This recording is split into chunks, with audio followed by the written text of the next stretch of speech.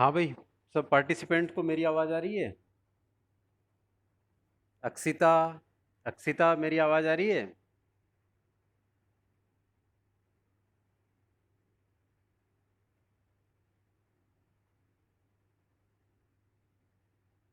मेरी आवाज़ आ रही है भाई सब लोगों के पास। यस कीर्ति, सर।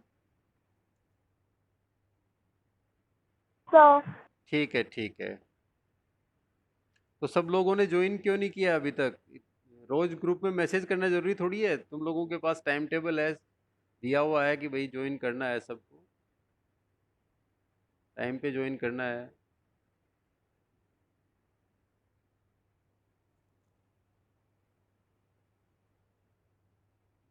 सब लोग, सब पार्टिसिपेंट हैं जितने भी स्टूडेंट हैं, वो सब अपना नाम और उसके आगे प्रेजेंट चैट बॉक्स में लिखें भाई। सब लोग अपना नाम लिखें और उसके आगे प्रेजेंट लिखें। उसके अलावा अभी चैट बॉक्स में कुछ भी नहीं मेंशन करेंगे, सिर्फ अपना नाम लिख दें और उसके आगे प्रेजेंट लिख दें सब लोग।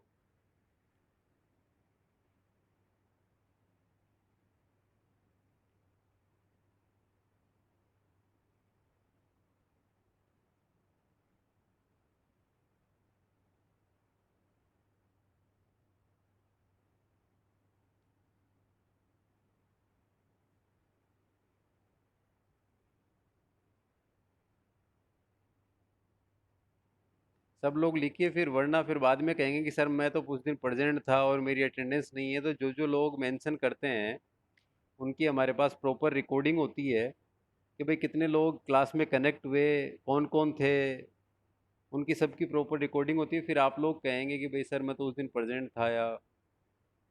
तो सब लोग अपना नाम मेंशन करें और उसके आगे प्रेजेंट मेंशन करें।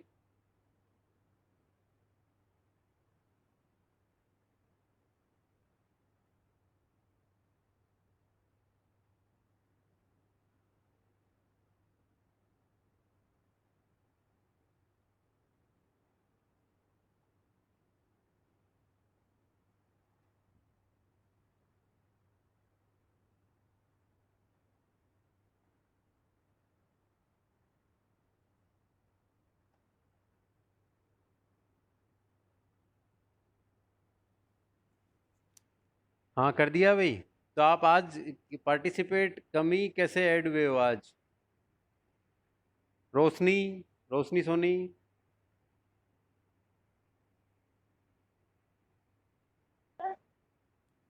हाँ, आवाज़ आपकी आवाज़ नहीं आ रही है क्लियर। हाँ सर बोलिए। अब आ रही है। हाँ हाँ आ रही है, ठीक है। सब लोग पार्टिसिपेट कम कैसे हैं भाई अभी तक? क्या रोज ग्रुप में मैसेज करना होता है क्या?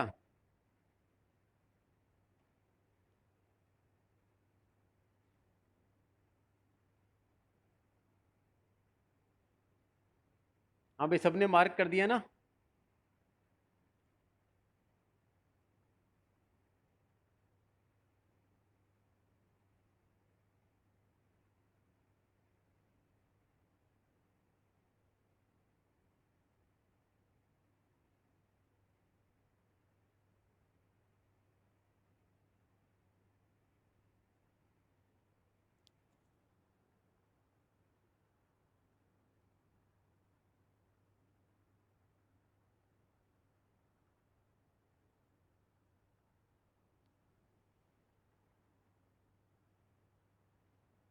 ठीक है, बाकी जो जो भी ऐड हों धीरे धीरे वो लोग अपना नाम और उसके आगे प्रेजेंट लिखें। तो हम डिस्कस करते हैं कुछ टॉपिक्स जो हमने पहले भी जो जो डिस्कस किया है, और उसके आगे जो जो पॉइंट्स हैं। जो हम एस डी एल सी की बात करते हैं, सिस्टम डेवलपमेंट लाइफ साइकिल, और उससे पहले सॉफ्टवेयर इंजीनियरिंग की जो लेयरिंग जो आर्किटेक्चर है उसको हम थोड़ा सा डिस्कस करते हैं कि उसके अंदर क्या क्या चीज़ें होती हैं। तो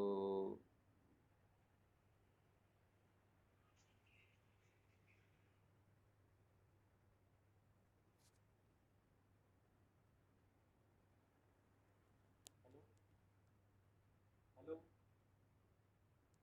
हाँ हाँ।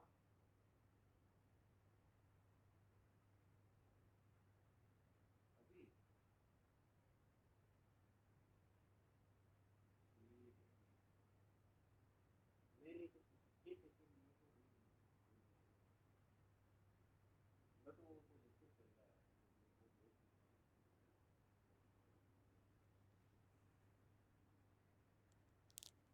एक मिनट होल्ड करिए भी सब लोग, एक मिनट।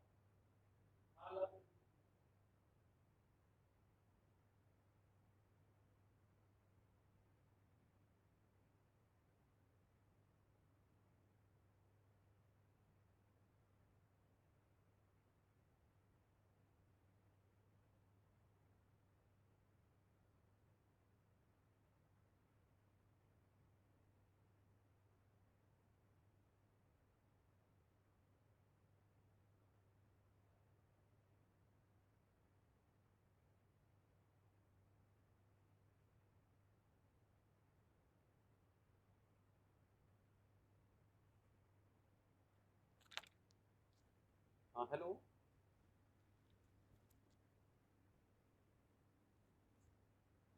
हाँ भाई सब लोग, आ रही है मेरी आवाज़ आप लोगों को?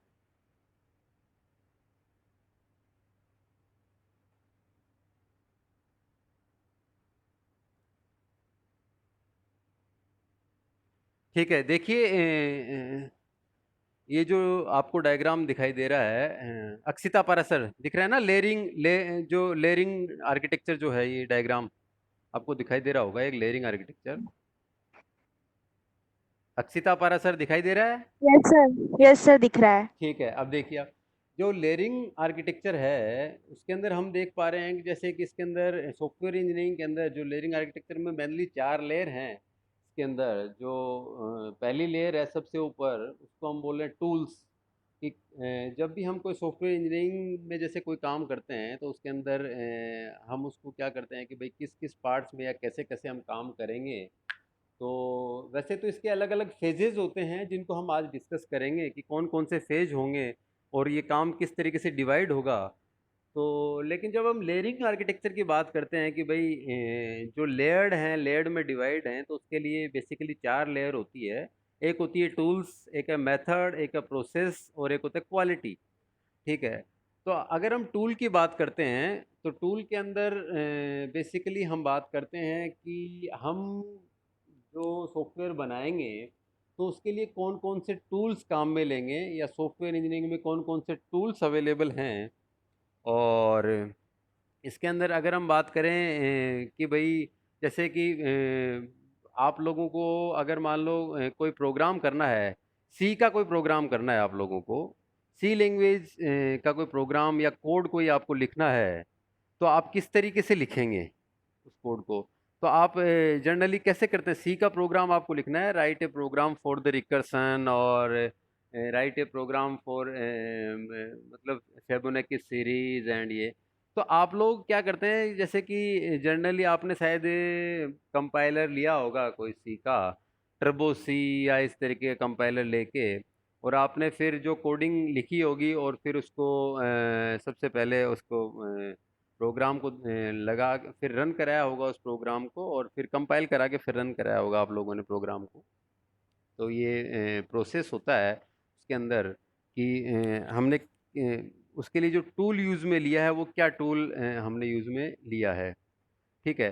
तो जैसे आपने उसके लिए टर्बो सी कंपाइलर काम में लिया है, टर्बो सी सी के लिए आपने या डिफरेंट टूल कोई काम में लिया है सी लैंग्वेज के लिए आप लोगों ने? अर्पित सोनी, अर्पित सोनी, अर्पित सोनी, मेरी आवाज़ आ रही है? Yes sir. हाँ, तो सी का प्रोग्राम किस में किया? सी का प्रोग्राम किस कैसे लिखा तुमने? कोई सी का प्रोग्राम लिखा होगा फर्स्ट ईयर के अंदर, वो किस कंपाइलर में यस सर। कैसे रन कराया, उसको कहाँ पे लिखा था? सर टर्बो के अंदर। टर्बो सी कंपाइलर आपने काम में लिया। ठीक है, यस सर, यस सर। ठीक है, वेरी गुड वेरी गुड।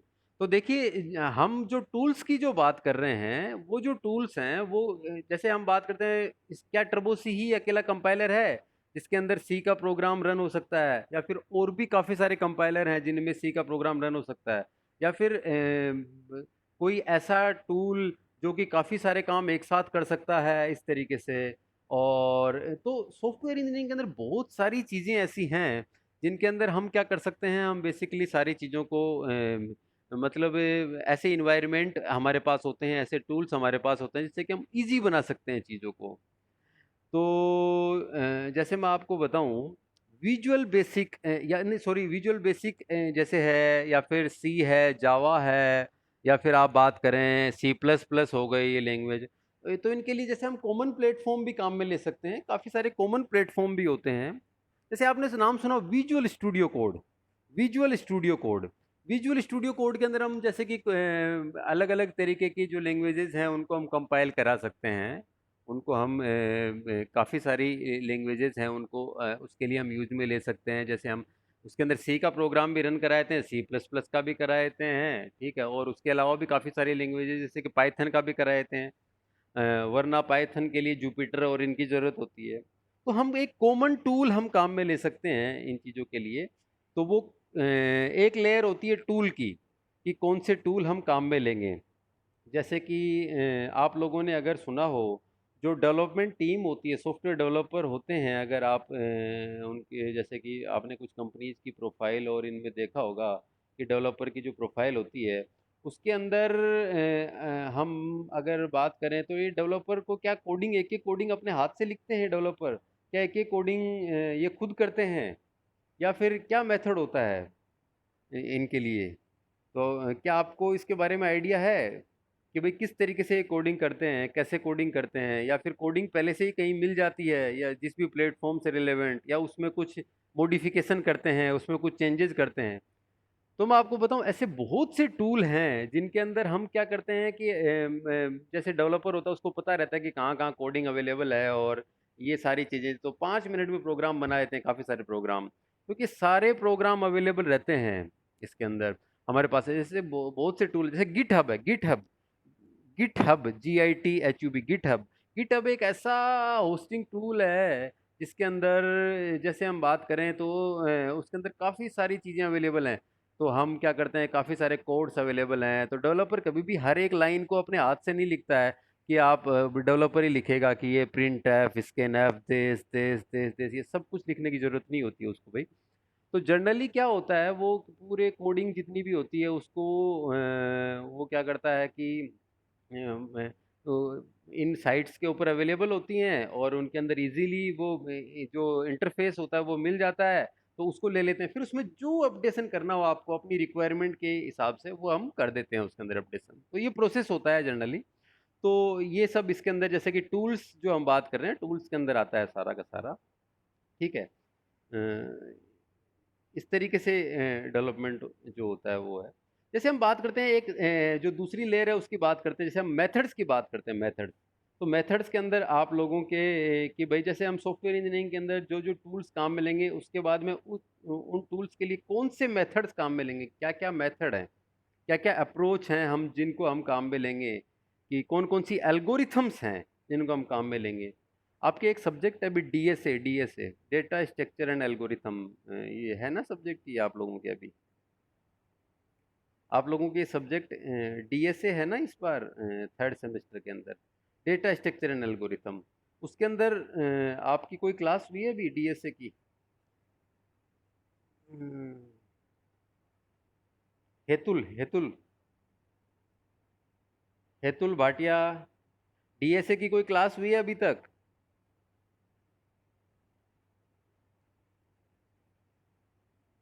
नहीं, कनेक्ट नहीं हो पा रही है। पूजा पंडित, पूजा पंडित,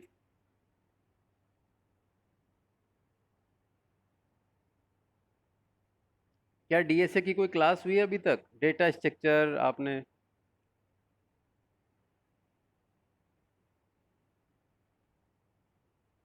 प्रियांशी अग्रवाल, प्रियांशी अग्रवाल,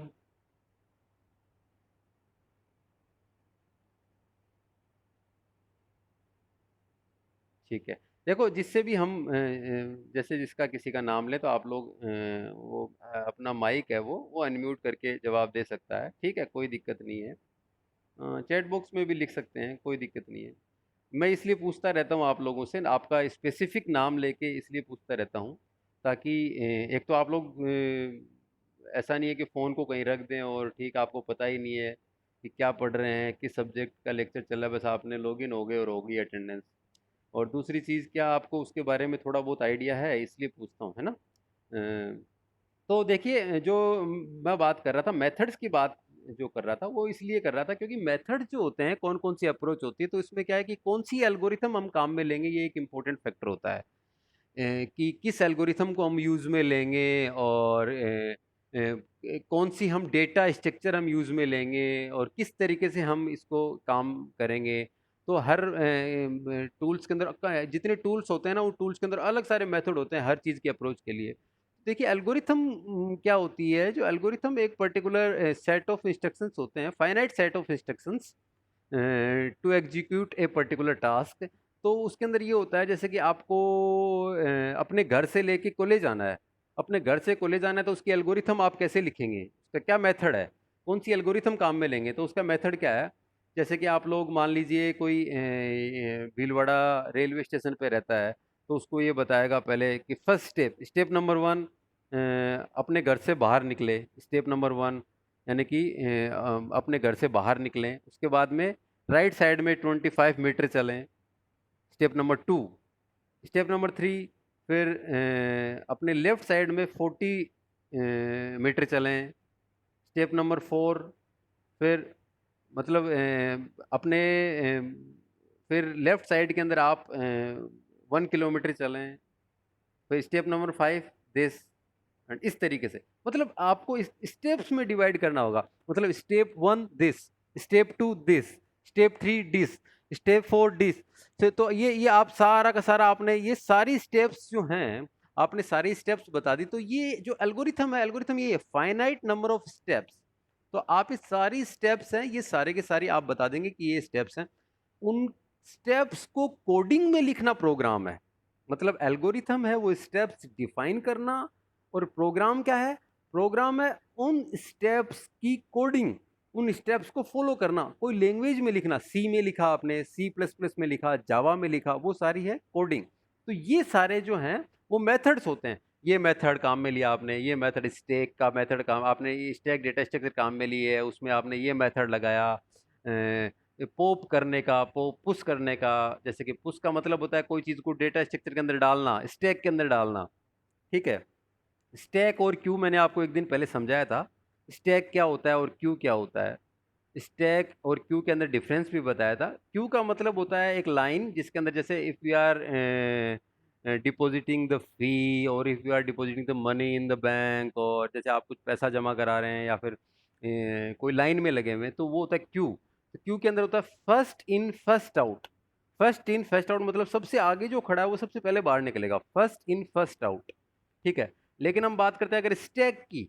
स्टैक क्या होता है, स्टैक होता है जैसे कि आपने एक डिब्बे के अंदर सबसे पहले आपने एक डिस्क रखी, जैसे डिस्क है, जो सीडी होती है, सीडी वो आपने रखी, फिर उसके ऊपर एक और सीडी रखी आपने, फिर एक और सीडी रखी आपने, फिर उसके ऊपर एक और सीडी रखी। अब आपको कोई कहे कि एक सीडी निकालो बाहर, तो एक सीडी आप जब बाहर निकालेंगे, तो उसके अंदर जो, अगर आप सबसे लास्ट वाली सीडी सबसे पहले बाहर निकलेगी, क्योंकि अगर आपको एक ही सीडी बाहर निकालनी है, तो सबसे ऊपर जो सीडी है वही आप बाहर निकाल सकते हैं। ठीक है। तो उसको बोलते हैं अपन last in first out, last in first out.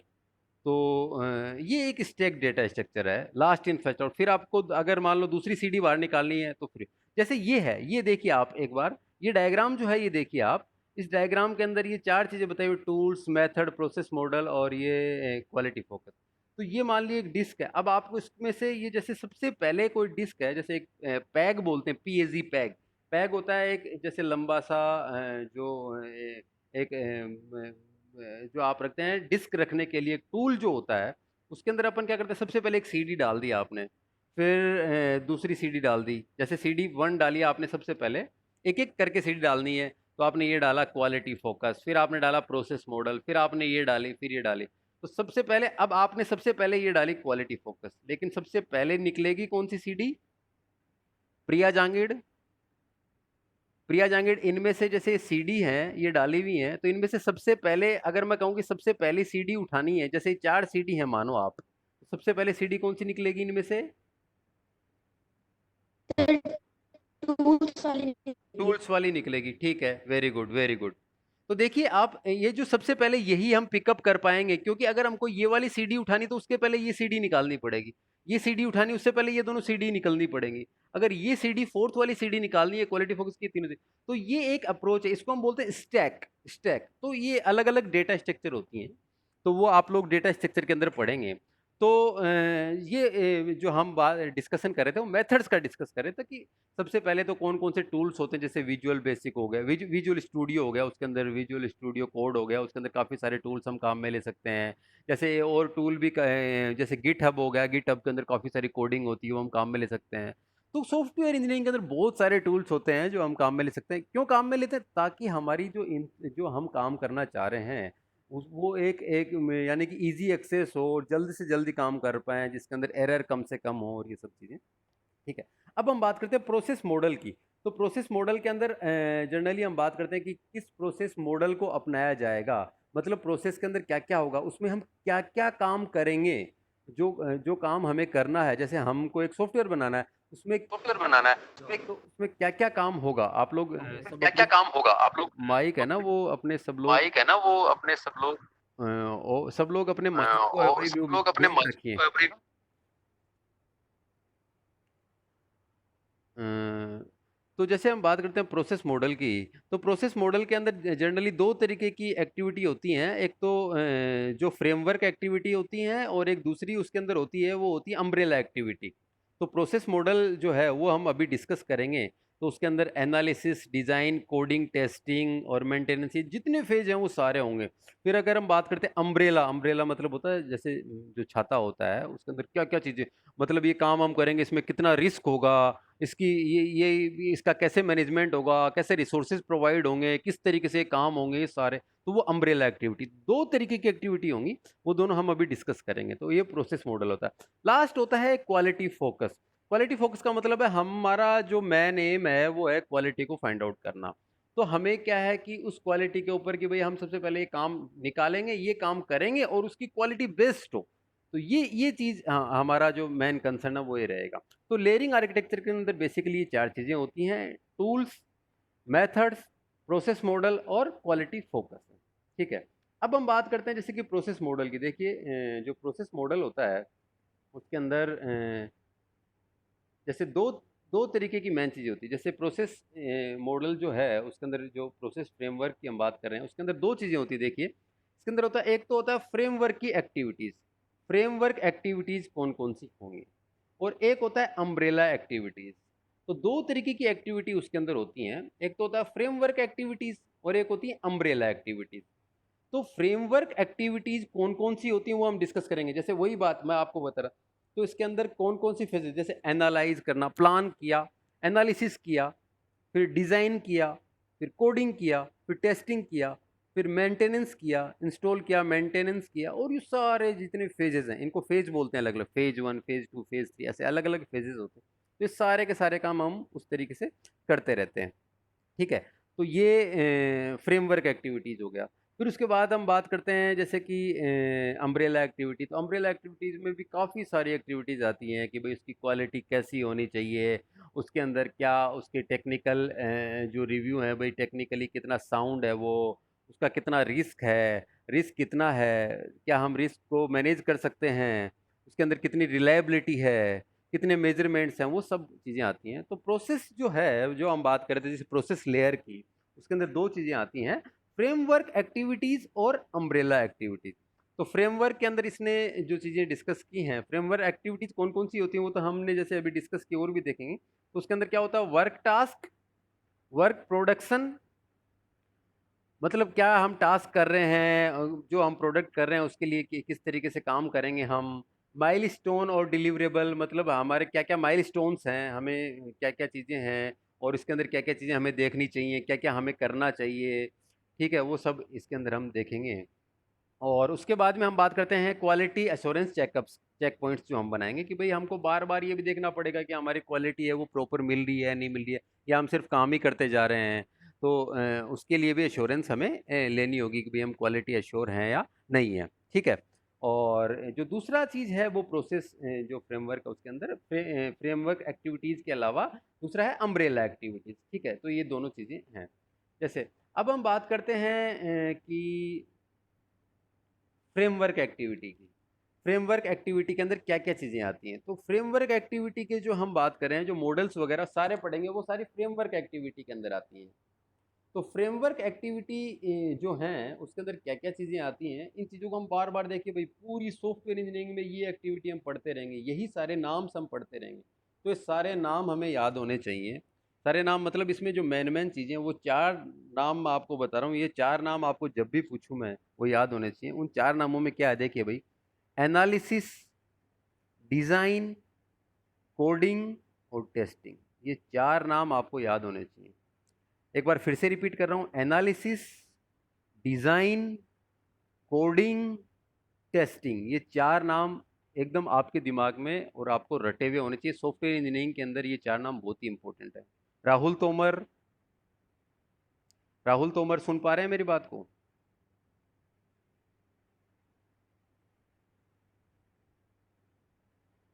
Rahul Tomar, मेरी आवाज़ आ रही है?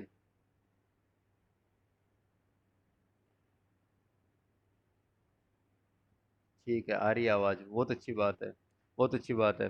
तो देखिए आप लोग, मैं एक बार फिर से रिपीट कर रहा हूँ आप लोगों को, 4 जो फेज हैं, इनको फेज बोलते हैं हम, इनको कंबाइंड भी कर सकते हैं। ये अलग अलग रेफरेंस में, अलग अलग बुक्स में अलग अलग तरीके से बताए हुए हैं। सॉफ्टवेयर इंजीनियरिंग के अंदर जो सॉफ्टवेयर डेवलपमेंट लाइफ साइकिल या सिस्टम डेवलपमेंट लाइफ साइकिल है, उसके 4 फेज, इंपॉर्टेंट फेज होते हैं। आप कितने भी बता सकते हैं, 5 भी हो सकते हैं, 7 भी हो सकते हैं, 10 भी हो सकते हैं, लेकिन 4 जो इंपॉर्टेंट फेज हैं वो हैं analysis, analysis, design, coding and testing. अब इनमें क्या क्या चीज़ें होंगी वो हम अभी डिस्कस करेंगे कि इनमें क्या क्या चीज़ें होंगी। एनालिसिस में क्या क्या एनालाइज होगा, डिज़ाइन में क्या क्या डिज़ाइनिंग होगी, कोडिंग में किस किस चीज़ की कोडिंग होगी, और टेस्टिंग में क्या क्या टेस्ट होगा। ये सब चीज़ें हम डिस्कस करेंगे। तो आज के बाद ये चीज़ मैं वापस से रिपीट नहीं करूँगा, बस आपसे पूछूंगा ज़रूर कि मैंने क्या बोला था उस दिन। ठीक है, तो ये फ्रेमवर्क एक्टिविटीज़ हैं। देखिए फ्रेमवर्क एक्टिविटीज में आती क्या क्या चीज़ें हैं, ये तो आते ही आते हैं। इसके अलावा देखिए, सबसे पहले कम्युनिकेशन आता है। मतलब आपकी कंपनी को कोई भी प्रोजेक्ट मिल रहा है, कोई भी काम मिल रहा है, तो सबसे पहले आप बात करेंगे, अच्छा भाई आपको क्या काम चाहिए, या फिर आपकी, अगर आपने कंपनी ओपन की है तो आपके लोग होंगे, एचआर टीम के लोग होंगे, या फिर आपके जो रिसोर्स जो मैनेजर होंगे वो डिस्कस करेंगे कि भाई हमारी कंपनी सी लैंग्वेज में बहुत अच्छे वो बनाती है, वेबसाइट्स बनाती है, अगर एचटीएमएल में काम है हमारा, डॉटनेट में काम है हमारा, हम ये काम करते हैं वो करते हैं। ठीक है, तो ये कम्युनिकेशन होगा और आपको एक प्रोजेक्ट है वो लेना होगा। ठीक है, तो ये कम्युनिकेशन पार्ट हो गया आपका। ये फिर आपकी बात आती है प्लानिंग की, तो आप उसको प्लान करेंगे। अच्छा, प्लानिंग के अंदर क्या क्या होगी भाई, कितने दिन में काम करेंगे, हम कितने दिन में काम करेंगे, डेडलाइन लग गई, डेडलाइन मतलब एक्शन प्लान बनेगा, आज के दिन चालू करेंगे, 30 दिन में काम खत्म करेंगे, मेरे पास 10 आदमी ये काम करने के लिए, इतना पैसा लगेगा, इससे ज़्यादा पैसा अगर आप दोगे तो मैं ये काम करके दूंगा, इतने पैसे में इतनी क्वालिटी चेक होगी हमारी, इतनी क्वालिटी ही दे पाएंगे हम, अगर आपको ये काम करवाना है इसके लिए ज़्यादा पैसे लगेंगे। ठीक है, ये सारे आइडियाज़ जो हैं वो प्लानिंग के अंदर। तो उसकी प्लानिंग होगी, किस काम के अंदर क्या डेडलाइन होगी, किसको कैसे किया जाएगा, ये सब कुछ है। ठीक है, फिर बात करते हैं मॉडलिंग फेज की। मॉडलिंग के अंदर आते, इसमें एनालिसिस और डिज़ाइन फेज है, ये दोनों अलग अलग भी लिख सकते हैं हम, मॉडलिंग के अंदर ही आते हैं दोनों। इसको सिस्टम मॉडलिंग कहते हैं, सिस्टम इंजीनियरिंग भी बोलते हैं इसको, है ना, क्या बोलते हैं, system engineering, system engineering, system engineering भी बोलते हैं हम इसको, मॉडलिंग फेज भी बोलते हैं हम इसको। इसके अंदर आता है एनालिसिस और डिज़ाइन। एनालिसिस और डिज़ाइन है, इसके अंदर देखिए क्या क्या चीज़ें होती हैं। एनालिसिस जो है, इसके अंदर आप प्रॉब्लम को एनालाइज करेंगे, ये प्रोजेक्ट हम बना रहे हैं, ये हम सॉफ्टवेयर बना रहे हैं, या ये काम हम कर रहे हैं, तो इसके लिए क्या क्या रिक्वायरमेंट है, तो रिक्वायरमेंट एनालिसिस होगा उसका। उसके रिक्वायरमेंट को एनालाइज किया जाएगा। रिसोर्सेज हैं वो कहाँ से मिलेंगे, उसके लिए जो रिसोर्सेज हैं उनको भाई कौन कौन से रिसोर्सेज होंगे, क्या क्या चीज़ों की ज़रूरत पड़ेगी हमें, तो उसकी फॉर्मल रिक्वायरमेंट क्या होंगी उसकी, तो ये तो ये काफ़ी सारी चीज़ें हैं वो देखी जाएंगी, तो वो एनालिसिस फेज के अंदर आएगा, सारा एनालाइज किया जाएगा उसको, तो रिक्वायरमेंट को एनालिसिस करना। दूसरा है जैसे कि डिजाइनिंग फेज। तो डिजाइनिंग फेज की अगर हम बात करते हैं तो डिजाइनिंग फेज के अंदर क्या क्या आता है। डिजाइन के अंदर जैसे आपने पढ़ा है DFD, data flow diagram, CFD, control flow diagram, ठीक है। उसके बाद में आपने फ्लो चार्ट्स पढ़े हैं आपने। फिर उसके बाद में आप UML पढ़ेंगे, यूनिफाइड मॉडलिंग लैंग्वेज। तो उसके अंदर काफ़ी सारे आपने चीज़ें पढ़ेंगे आप, जैसे उसके अंदर state chart diagram, class diagram, object diagram, उप्स पढ़ेंगे आप, ऑब्जेक्ट ओरिएंटेड प्रोग्रामिंग पढ़ेंगे। तो उसके अंदर काफ़ी सारी चीज़ें, डिजाइनिंग का मतलब दिखना, मतलब आर्किटेक्चर। जैसे आप एक घर बना रहे हैं, आप एक घर बना रहे हैं तो उसका सिस्टम आर्किटेक्चर बनेगा, एक इंजीनियर आएगा, आर्किटेक्ट जिसको हम बोलते हैं, ठीक है। तो जो आर्किटेक्चर की जो डिग्री होती है, जो उसके अंदर वो आर्किटेक्ट जो होता है वो आपका घर का पूरा मैप बना के देगा कि ये इस तरीके से बनेगा, इसके अंदर इस तरीके से चीज़ें चलेंगी और वो सब, है ना। तो वो डिज़ाइनिंग फेज के अंदर आता है, ठीक है। तो इसको हम डिस्कस करते रहेंगे डिज़ाइनिंग फेज को।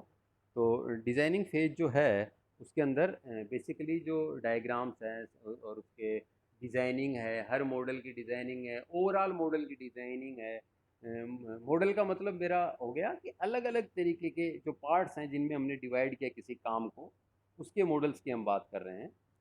तो वो सारी चीज़ें उसके अंदर आएंगी, ठीक है। उसके बाद में हम बात करते हैं कोडिंग की। कंस्ट्रक्शन फेज जो है, इसमें कंस्ट्रक्शन में डाल दीजिए, चाहे आप इसको दो अलग अलग फेजेस ले सकते हैं, कोडिंग और टेस्टिंग। कोडिंग होता है एक एक फेज, और एक होता है टेस्टिंग। तो ये दोनों अलग अलग फेज होते हैं, कोडिंग फेज और टेस्टिंग फेज।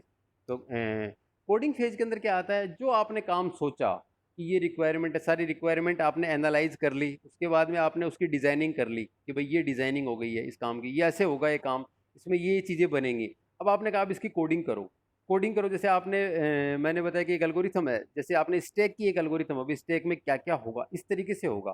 तो सबसे पहले लास्ट इन फर्स्ट आउट होगा, सबसे लास्ट में जो चीज़ आएगी वो सबसे पहले निकलेगी। अब इसकी कोडिंग करके बताओ। जैसे आपने रिकर्सन पढ़ा है, रिकर्सन, रिकर्सन में क्या होता है। तो रिकर्सन में अप्रोच जैसे वापस से बार बार वो कॉल होता रहता है, ठीक है। तो उसकी एक कोडिंग लिखो आप। तो जैसे आपने सी के अंदर कोई भी प्रोग्राम बनाया, तो आप उसकी कोडिंग लिखते हैं सी के अंदर, ठीक है। तो वो कोडिंग जो अप्रोच होती है वो आप करेंगे। तो वो कोड है, वो कोड लिखेंगे, इसके लिए एक डेवलपर टीम होती है, और उसमें बहुत से जैसे कंपाइलर काम में लेते हैं उसके अंदर। फिर कौन सा कंपाइलर उसके अंदर यूज में लेंगे आप, फिर कैसे उसको एग्जीक्यूट कराएंगे आप उसको सारा, है ना। तो ये सारी चीज़ें होती हैं वो आप लोग करते हैं कोडिंग के अंदर, ठीक है। फिर बात करते हैं हम टेस्टिंग फेज की। तो टेस्टिंग फेज जो होता है, टेस्टिंग फेज के अंदर हम क्या करते हैं, उसको टेस्ट करते हैं। अब आपने कोई चीज़ बना ली, उसके बाद उसको टेस्ट करो। अब टेस्ट करोगे कैसे, कौन कौन करेगा, सबसे पहले तो टेस्ट करेगा कौन, वो जिसने बनाया है कि भाई मैंने सही बनाया है क्या। जिस कंपनी ने बनाया है वो टेस्ट करेगी, क्या मैंने सही चीज़ बनाई है। कैसे टेस्ट करेगी, मैंने ये चीज़ बनाई थी, ये मॉड्यूल बनाया है, ये सही आउटपुट दे रहा है क्या, ये प्रोग्राम रन हो रहा है, ये सही आउटपुट दे रहा है क्या। तो वो टेस्टिंग हो गई, ठीक है। उसके बाद में नेक्स्ट टेस्टिंग नेक्स्ट करेगा जिसने आपको लिया है, जिसने आपसे बनवाया है। भाई आपने बनवाया, उसने बनवाया, वो देखेगा कि भाई सही चीज़ बना के दी है क्या, क्या मेरे को इसी चीज़ की ज़रूरत थी क्या, ये कोड जो बनाया ये रन कर रहा है क्या, क्या ये कोड उसी के अकॉर्डिंग रन कर रहा है क्या, ठीक है। उसके बाद में अगर हम बात करते हैं, उसके बाद में अगर हम बात करते हैं तो उसके बाद में जो उसको and end user testing, end user testing क्या होती है। अब आपने फेसबुक बना दिया, फेसबुक बनाने के बाद में फेसबुक अब पूरे आपने प्ले स्टोर के थ्रू आपने दे दिया कि भाई ये फेसबुक है, अब आप इस पे काम करो। तो जब आप उस पे काम करेंगे, फेसबुक के ऊपर जब आप काम करेंगे तो आपको पता चलेगा अच्छा इसमें क्या क्या चीज़ें हैं, अच्छा ये प्रॉपर तरीके से काम कर रहा है नहीं कर रहा है, इसमें कोई बग आ गया हो। जैसे कि कोई बग आ गया हो तो आप लोग बताएंगे अच्छा व्हाट्सअप है, व्हाट्सअप एक ऐप है, उसकी कोडिंग होगी, सब कुछ हो गया। अब आपने उसको देखा कि भाई अच्छा काम कर रहा है क्या, आप दूसरे को मैसेज कर रहे हैं क्या, उसके अंदर कौन कौन से कंस्टेंट लगाने हैं। अच्छा दूसरे के पास मैसेज गया है तो क्या वो ब्लू हो गया है क्या, ठीक है। फिर उसके अंदर कौन कौन से चेक चेक पॉइंट्स लगाने हैं, वो सारी चीज़ें आती हैं टेस्टिंग के अंदर। टेस्टिंग तो बहुत अलग अलग तरीके की टेस्टिंग होती है। White testing, white box, black box, integration unit, और काफ़ी सारी alpha beta testing, smoke testing, बहुत सारी टेस्टिंग होती है, ठीक है। तो ये सारी टेस्टिंग जब भी कोई हम कोड लिखते हैं तो वो सारी करते हैं। सौरभ जैन, सौरभ जैन, आवाज़ आ रही है भाई मेरी सौरभ? Yes sir. ठीक है, वेरी गुड। समझ में आ रहा है मैं जो बता रहा हूँ, टेस्टिंग कैसे कैसे हो सकती है, किस किस तरीके से यस होती है। सर। ठीक है, वेरी गुड। ठीक है। ठीक है, उसके बाद में अगर हम बात करते हैं नेक्स्ट फेज की, तो एक डिप्लॉयमेंट होता है। डिप्लॉयमेंट के अंदर होता है, हम उस चीज़ को डिप्लॉय कर देते हैं कि भाई हमने ये बना दिया है ये चीज़, अब इसको कहाँ कहाँ देनी है, जिसको देनी है, जिसने बनाई है, कि इसने बनवाई थी इसको दे दो, उसकी कहाँ कहाँ ज़रूरत है। या फिर हम ऐसा भी कर सकते हैं कि भाई जिस कंपनी ने बनवाई है वो कह रहा है कि मैं इतने ही पैसे दे सकता हूँ, तो हम आपको प्रोवाइड करा दें कोड, लेकिन उस कोड का कंट्रोल मेरे पास रहेगा, उसका एडमिन मैं रहूँगा, उसका डेटा जो है वो आप अपना सिर्फ काम करें, और जो आपका भाई अगर आप पैसा नहीं दे पा रहे हैं तो उस पर्टिकुलर के लिए, तो उसकी डिप्लॉयमेंट के बहुत सारे तरीके हैं कि आप किस तरीके से चाह रहे हैं। या फिर आपने पूरा पैसा दिया है, आपने 50 लाख रुपए में प्रोजेक्ट बनाया है, अभी आपका है आज के बाद में, ठीक है, उसके बाद में हमें आपको 1 साल के लिए सर्विस फ्री देंगे, और after it we will charge as a AMC, annual maintenance cost बोलते हैं उसको, एएमसी। जैसे हम कोई चीज़ आप लोग बायोमेट्रिक बायोमेट्रिक है ना, आप लोग बायोमेट्रिक करते हैं, कॉलेज के अंदर आते हैं आप लोग बायोमेट्रिक की मशीन लगी हुई है अपने यहाँ पे, तो बायोमेट्रिक में आपने थंब लगा दिया, अब आप हमारा आपका डेटा हमारे पास आ गया, तो उसको मेंटेन कैसे किया जाता है, तो उसके अंदर जैसे कि हम लोग उसको मेंटेन करते हैं, उसकी भाई उसके अंदर कोई प्रॉब्लम नहीं आ जाए, ये नहीं आ जाए, उसकी एएमसी रिलीज करते रहते हैं, एनुअल मेंटेनेंस कॉस्ट। तो उसकी एएमसी जो हम वो देते रहते हैं, तो उससे कोई भी प्रॉब्लम आती है वो सॉर्ट आउट करते रहती है वो कंपनी, और वो काम होता रहता है इस तरीके, तो उसका डिप्लॉयमेंट हो जाता है उस तरीके से। ठीक है, तो ये सारी चीज़ें हैं, ये फ्रेमवर्क एक्टिविटीज़ हैं। ठीक है, तो ये नाम अब आप लोग याद रखेंगे, फ्रेमवर्क एक्टिविटीज। फ्रेमवर्क में communication, planning, analysis, design, coding, testing, deployment, maintenance, और भी बहुत सारी चीज़ें आती हैं, ये सारी फ्रेमवर्क एक्टिविटीज़। ठीक है, ये सब ध्यान रखें। एक दूसरी एक्टिविटीज़ है वो है अम्ब्रेला एक्टिविटीज़। तो आप जो अम्ब्रेला एक्टिविटीज़ हैं, अम्ब्रेला एक्टिविटीज़ के अंदर हम अम्ब्रेला का मतलब आपने देखा है, अम्ब्रेला मतलब ओवरऑल जो सिनेरियो है उसके अंदर हम क्या क्या चीज़ें कवर करेंगे और कौन कौन सी चीज़ों को देखेंगे। तो अम्ब्रेला जो एक्टिविटीज़ हैं उसके अंदर हम देखते हैं कि भाई सॉफ्टवेयर जो हमने बनाया है, जो प्रोजेक्ट हमने बनाया है, उसकी क्वालिटी कैसी है, उसकी मतलब उसके अंदर कितनी जो उसके रिजल्ट्स कैसे हैं, उसके अंदर क्या रिस्क है, और क्या वो रिस्क मैनेज हो सकता है, और वो जो रिस्क है वो किस लेवल का रिस्क है, सिक्योरिटी इशू है वो किस लेवल के सिक्योरिटी इशू हैं, उसके जो टेक्निकल स्पेसिफिकेशन है क्या वो मीट कर रहे हैं, और उसका जो ओवरऑल भाई उसका क्या काम में हम ले सकते हैं, कितना यूज हम ले सकते हैं उसका, उसका रीयूजेबिलिटी उसकी क्या है, और ये सारी एक्टिविटीज़ हैं, ये अम्ब्रेला एक्टिविटीज़ हैं, अम्ब्रेला एक्टिविटीज़ हैं। तो आप इसको ध्यान रखेंगे, अम्ब्रेला एक्टिविटीज़ कौन कौन सी होती हैं। तो जो अम्ब्रेला एक्टिविटीज़ हैं उसके अंदर क्या क्या चीज़ें आती है, देखिए आप, अम्ब्रेला एक्टिविटीज़ के अंदर आता है project management, software project management, इसमें मैनेजर होता है, प्रोजेक्ट मैनेजर क्या क्या काम करता है, प्रोजेक्ट मैनेजर पूरे प्रोजेक्ट को मैनेज करता है, लीड करता है, उस काम को अलग अलग पार्ट में डिवाइड करता है, लीडर से पूछता रहता है, प्रोजेक्ट लीडर से पूछता रहता है, उसकी टीम होती है, अपनी खुद की टीम होती है, खूब सारी टीमें होती हैं उसके पास, वो टीमों के अंदर अलग अलग लोग होते हैं, उसकी डेवलपर की अलग टीम होती है, उसकी टेस्टिंग की अलग टीम होती है, उसकी कोडिंग की अलग टीम है उसके पास, डिजाइनिंग की अलग टीम है उसके पास, एनालिसिस की अलग टीम है उसके पास, सारी टीमें होती हैं, उससे वो मैनेज करता रहता है। ठीक है, तो सॉफ्टवेयर प्रोजेक्ट मैनेजमेंट एक एक्टिविटी हो गई। उसके बाद में फॉर्मल टेक्निकल रिव्यू, जो आपने टेक्निकल रिव्यूज हैं वो लेते रहते हैं अपन, कि भाई उसके टेक्निकल स्पेसिफिकेशन क्या क्या हैं, उनके अंदर क्या वो टेक्निकल स्पेसिफिकेशन को मीट कर पा रहा है तो किस तरीके से कर पा रहा है, उनकी क्या कॉस्ट है, उसकी टेक्निकल जो रिव्यूज हैं भाई इसके अंदर क्या करना चाहिए, इसमें क्या ऐड करना चाहिए, इस तरीके से वो सारी चीज़ें हैं वो इसमें लेते हैं। एक है सॉफ्टवेयर क्वालिटी एश्योरेंस। देखिए क्वालिटी जो फैक्टर है वो very much related to the cost. पैसा जितना ज़्यादा मिलेगा वो क्वालिटी है, पैसे का दूसरा नाम क्वालिटी है, मतलब आपको अगर क्वालिटी चाहिए तो उसके लिए पैसा लगेगा। तो अगर आप एक रिनाउंड कंपनी से काम करवाएंगे वो पैसा लेगी। तो जैसे हम बात करते हैं फ़ोन की, बात करते हैं, आपको अगर एक अच्छा फ़ोन चाहिए, तो या फिर आपको एक मान लो एलईडी चाहिए, एलईडी घर के लिए आपको एक 55 इंच का एलईडी चाहिए, अब आप कहेंगे मेरे को 4K का एलईडी चाहिए, 4K एलईडी एमआई आपको कहेगा 55 इंच का दूंगा आपको मैं 30,000 रुपये में, 30,000 35,000 एमआई का एलईडी आपको मिल जाएगा 30-35 हज़ार में, 55 इंच का टीवी आ जाता है ना भाई, 30 35 40। ठीक है, लेकिन जैसे ही हम जाते हैं सैमसंग की तरफ चले गए हम, तो वो फिर उसका एकदम से चार्ज बढ़ जाता है। सैमसंग वाला कहेगा मैं 1.25 लाख में दूंगा, और अगर मान लो फिर भी कुछ ऑफर है तो भी 1 लाख रुपए के आसपास वो पड़ेगा। ठीक है। तो वो अपने सिनेरियो होते हैं, जैसे आपको जो जो क्या उसमें क्वालिटी चाहिए, क्या उसमें उस कंपनी की वर्थ है, उस कंपनी का क्या सिनेरियो है, तो वो सारा देख के उसके अंदर तो क्वालिटी है बेसिकली, वो डायरेक्टली कॉस्ट और आपके जो प्रीवियस जो चीज़ें हैं, आपके जो चेक पॉइंट्स हैं, आपने जो रिक्वायरमेंट जो मीट हुई है उसके अकॉर्डिंग ये सारा का सारा काम होता है। ठीक है। फिर हम बात करते हैं अगर और जो अम्ब्रेला एक्टिविटीज़ के अंदर आता है सॉफ्टवेयर कॉन्फ़िगरेशन मैनेजमेंट, तो ये आता है भी उस सॉफ्टवेयर को किस तरीके से हम कॉन्फ़िगर कर देंगे, कितने दिन में कॉन्फ़िगर करेंगे, कैसे कैसे कॉन्फ़िगर करेंगे, इनिशियल लेवल पे किस तरीके से काम करेंगे हम, ये सब कुछ आता है कॉन्फ़िगरेशन मैनेजमेंट के अंदर आता है। फिर अगर हम बात करते हैं कि डॉक्यूमेंटेशन की, प्रिपरेशन की, कौन कौन से डॉक्यूमेंटेशन हैं, कैसे कैसे बनेंगे, वो सारे जो हमने डिस्कस किए हैं फ्रेमवर्क एक्टिविटी के अंदर डिस्कस किए हैं, जो हमने अभी थोड़ी देर पहले कि उसके अंदर क्या क्या डॉक्यूमेंट बनेंगे, डिजाइनिंग पार्ट होगा, ये होगा, तो वो सारा, तो उसके अंदर जो जो चीज़ें बनेंगी वो जो वर्क प्रोडक्ट जो बनेंगे उनकी प्रिपरेशन होगी, और उसका जो प्रोडक्शन होगा वो सारा का सारा इसके अंदर होगा, ये सारा का सारा इसके अंदर। ठीक है। फिर अगर हम बात करते हैं कि रीयूजेबिलिटी मैनेजमेंट है जो, तो ये एक बहुत ही बड़ा मॉड्यूल है रीयूजेबिलिटी, ये एक बहुत बड़ा काम है रीयूजेबिलिटी का, जिसके अंदर हम अगर हमने कोई चीज़ बनाई है तो उसकी रीयूजेबिलिटी कितनी है, किस तरीके से उस चीज़ को और भी हम क्या काम में ले सकते हैं। जैसे आपने अभी देखा होगा जो इंडिया के अंदर अभी जो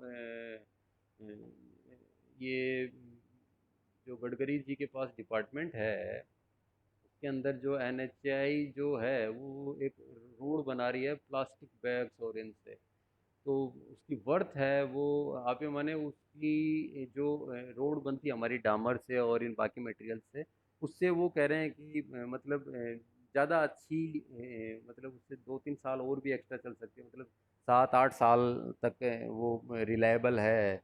और जैसे जर्नल केस के अंदर हम बात करते हैं तो वो 2-3 साल, 3 साल, 4 साल मैक्सिमम जो है ये रोड की सस्टेनेबिलिटी होती है। ठीक है। तो ये सारे इश्यूज हैं, तो वो रीयूजेबिलिटी मतलब कंपोनेंट की जो रीयूजेबिलिटी है वो जो है वो। ठीक है। उसके बाद में हम बात करते हैं मेजरमेंट्स की, तो कौन कौन से मेजरमेंट्स होंगे, क्या क्या मेजरमेंट होंगे, वो सारी चीज़ें इसके अंदर हम डिस्कस करेंगे। और एक लास्ट पॉइंट जो है वो है रिस्क मैनेजमेंट। रिस्क मैनेजमेंट मतलब उसके अंदर जो रिस्क, कितना रिस्क है, क्या रिस्क है, और आपने एक मैसेज देखा होगा कई बार, जो ऐप आप काम में लेते हैं कि it is very dangerous to use this app, और जैसे आपने फ़ोन में कोई बैंकिंग यूज ऐप यूज़ लिए हैं तो उसमें आता है ये डेंजरस है, या आपके आपका फ़ोन रूटेड लग रहा है, your your phone is appears like rooted, और there may be some of the malware functionality, और ये तो बहुत वो उस रिस्क को मैनेज करना कि सिक्योरिटी थ्रेट है, वो किस लेवल का थ्रेट है, उससे क्या खतरा हो सकता है, रिलीज ऑफ कंटेंट, आपके कितने कंटेंट रिलीज हो सकते हैं। ठीक है। तो ये बेसिक चीज़ें हैं। तो फॉर्मल एक्टिविटीज़ क्या होती हैं, अम्ब्रेला एक्टिविटी मतलब एक ही लेवल के ऊपर जिन एक्टिविटीज़ को डिस्कस किया जाता है वो सारी। ठीक है। तो बाकी जो है जो टॉपिक हैं वो हम नेक्स्ट टाइम पे डिस्कस करेंगे। ठीक है। तो आप लोग भी देखिए, बुक वगैरह पढ़िए, और जो नोट्स वगैरह हैं वो देखिए, कोई नेट वगैरह पे, नेट अभी फ्री है तो लोग आप कर सकते हैं। ठीक है। और जो लोग लेट ऐड होते हैं क्लास के अंदर, काफ़ी सारे लोग लेट ऐड होते हैं, तो मैं आपको बताऊं भाई, हमारे पास सबका रिकॉर्ड रहता है, कौन कितने बजे आया, कौन कितने बजे गया, समझ रहे हैं बात को। तो आप लोग सब लोग ध्यान रखें इस चीज़ का, टाइम पे आएँ, टाइम पे क्लास को अटेंड करें। घर पे बैठे हैं ये तो बहुत अच्छी बात है, आप लोग सेफ हैं, तो आप कोशिश करें, कोशिश करें कि आप फैसिलिटी अवेल कर पाएँ और टाइम पे करें सारे काम। लेकिन एक जो इशू है, बस नेटवर्किंग से रिलेवेंट इशू है, हो सकता है आपके कोई प्रॉब्लम हो, आप लोग कहीं ऐसी जगह हो जहाँ पे आपको मान लो ऐसी कोई प्रॉब्लम हो कि भाई आप नेटवर्क से रिलेवेंट इशू हो, तो एक अलग चीज़ है। ठीक है। तो बाकी अपन नेक्स्ट टाइम पे डिस्कस करेंगे। ठीक है। ओके।